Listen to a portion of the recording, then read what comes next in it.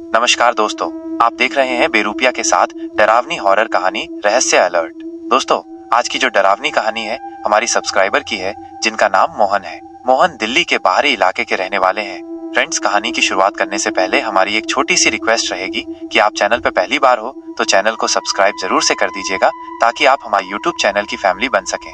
Photoshop का आशु प्यारा सा कमेंट भी जरूर से कर दीजिएगा। चलिए फ्रेंड्स, कहानी की शुरुआत करते हैं। उस दिन रात के करीब 11 बज रहे थे। मोहन अपनी टैक्सी लेकर शहर से लौट रहा था। ठंडी हवा चल रही थी और सड़कें लगभग खाली थीं। उसने सोचा कि जल्दी घर पहुंचकर आराम करेगा। तभी उसने देखा कि एक महिला सफेद साड़ी पहने सड़क के किनारे खड़ी है। वो अकेली और परेशान लग रही थी। मोहन ने टैक्सी रोक दी और खिड़की खोलकर पूछा, मैडम, आपको कहाँ जाना है? महिला ने धीमी आवाज में कहा, मुझे गाँव के बाहर वाले शमशान के पास जाना है। क्या आप मुझे छोड़ देंगे? शमशान का नाम सुनते ही मोहन थोड़ा असहज हो गया। वो आमतौर पर ऐसी जगहों पर रात में जाने से बचता था, लेकिन महिला की हालत देखकर उसने हाँ कह दिया। महिला टैक्सी में बैठ गई। मोहन ने देखा कि महिला का चेहरा बेहद शांत था, लेकिन उसकी आंखों में अजीब सी चमक थी। टैक्सी चलाते समय मोहन ने उससे बातचीत करने की कोशिश की, लेकिन महिला ज्यादातर चुप रही। जैसे जैसे वो शमशान के करीब पहुंचते गए, माहौल और भी डरावना होता गया। सन्नाटा बढ़ने लगा और सड़क पर धुंध छाने लगी। अचानक मोहन ने महसूस किया कि टैक्सी का तापमान भी गिरने लगा है। उसे ठंड का एहसास हुआ, जबकि उसने हीटर चालू कर रखा था। मोहन ने पीछे मुड़कर देखा कि महिला अब खिड़की से बाहर देख रही थी। उसका चेहरा अजीब सा लग रहा था, मानो वो इंसान न होकर कुछ और हो। डरते हुए उसने पूछा, मैडम, आप ठीक हैं? महिला ने उसकी ओर देखा और हल्की सी मुस्कुराई। उसकी मुस्कान ने मोहन के रोंगटे खड़े कर दिए। तभी टैक्सी का रेडियो अचानक चालू हो गया और अजीब अजीब आवाजें निकालने लगा। मोहन ने उसे बंद करने की कोशिश की, लेकिन वो बंद नहीं हुआ। महिला ने धीरे से कहा, मुझे पास के गांव जाना है, यहाँ से ज्यादा दूर नहीं है। मोहन ने हामी भर दी और टैक्सी चला दी। जैसे ही गाड़ी चलने लगी, अंदर अचानक ठंड बढ़ गई।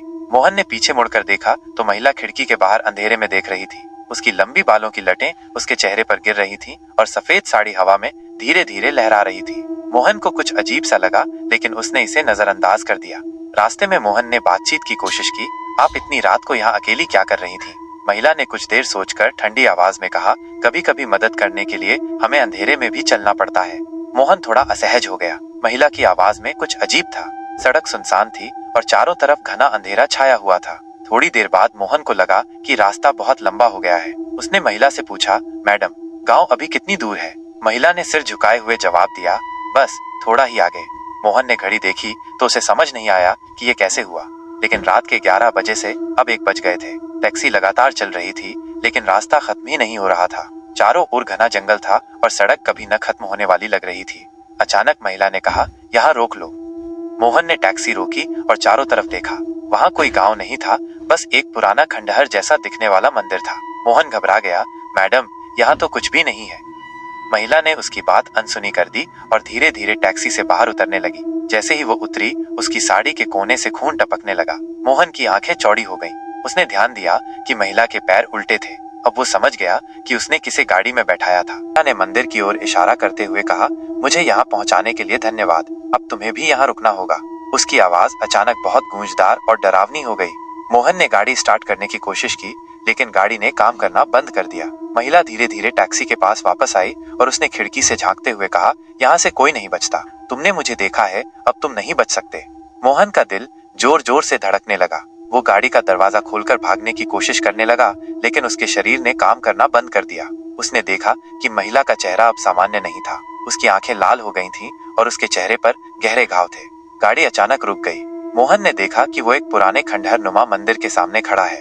महिला धीरे धीरे गाड़ी से उतरी और मंदिर की ओर बढ़ने लगी।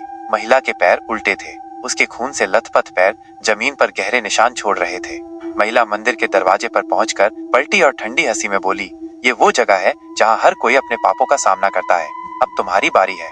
मोहन ने खुद को गाड़ी से खींचने की कोशिश की, लेकिन वो असफल रहा। तभी मंदिर के दरवाजे अपने आप खुल गए और अंदर से चीखने चिल्लाने की आवाजें आने लगी। मोहन ने देखा कि कई भूतिया आकृतियां मंदिर के अंदर से बाहर आ रही थीं।